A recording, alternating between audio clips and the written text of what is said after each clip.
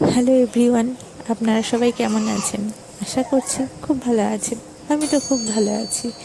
এদিকে আমার পাপা হামাগুড়ি দিয়ে দিয়ে দরজার বাইরে বেরিয়ে যাওয়ার চেষ্টা করছে, কারণ বাইরে তার দিদি দাঁড়িয়ে আছে। তো বলে দিই, দিদি বলতে আমার মামি, ওর দিদুন। মামির কাছে গিয়েই দেখুন দরজাটাকে কিভাবে ধরে দাঁড়ানোর চেষ্টা করছে। দাঁড়িয়ে গেছে, এবার সে বাইরে যাবে।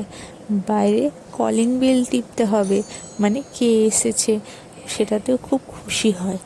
কলিং বেল টিপলেই তার খুশিকে দেখে। তো তার দিদুন তাকে কোলে তুলে নিয়েছে। যেই না ঘরে নিয়ে এসেছে, সে ঘরে থাকবে না।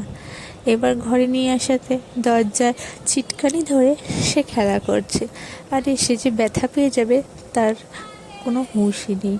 তো মামি তাকে ধরার চেষ্টা করছে, কিন্তু কেন ধরবে তাকে, সে তাই চলে আসলো মামির কাছ থেকে। এদিকে আমরা সন্ধেবেলায় একটু বেরিয়েছিলাম শপিং করতে, আর ট্রলিতে বসে আছে আমার পাপা। ট্রলিতে করে সারা শপিং মল ঘুরবে। কিছু গ্রসারির জিনিস নেওয়ার ছিল, তাই এসেছিলাম। সারা শপিং মল সে ট্রলিতে বসে ঘুরে বেড়ালো, আর যাকে দেখছে তাকে ডাকছে হাত দিয়ে দিয়ে, যে তার সাথে কথা বলতে হবে। না জানি কত বড় সেলিব্রিটি, এমন একটা ভাব। আর সবাই বাচ্চা দেখে ওর কাছেই চলে আসছিল, আদর করছিল। আর আমার পাপা তো খুব মজা পাচ্ছিল। বাবা প্রথমবার বেরিয়েছে শপিং মল, এর আগে তো কখনো দেখেনি, তাই সে খুব খুশি হয়েছে বেরিয়ে। আর আমি আমার পাপাকে দেখে খুব খুশি হয়েছি। প্রথমবার এত খুশি আমার পাপার ট্রলিতে বসে। যাই হোক, এবার বাড়ি চলে এসেছি, আর পাপার দুষ্টুমি শুরু।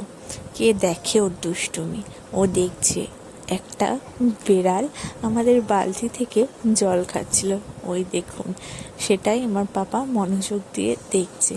আর পাপা বিড়ালটার কাছে যেতেই আমি ওকে ধরতে গিয়ে বিড়ালটা হঠাৎ করে আমার দিকে এমনভাবে আসলো, মনে হয় আমাকে আর একটু হলে আছড়ে দিত। অল্পের জন্য বেঁচে গেছি সত্যি। টাটা, আবার দেখা হচ্ছে নেক্সট কোনো ভিডিওতে। ততক্ষণ আপনারা সবাই ভালো থাকবেন।